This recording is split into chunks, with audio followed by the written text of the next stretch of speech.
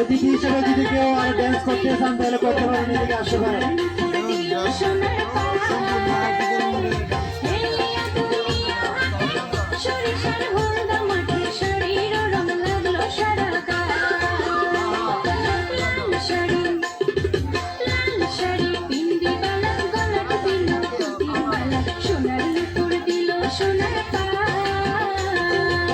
অভিনয় যেমন খুশি তেমন সাজ, তোমাদের সাজ কমপ্লিট করো।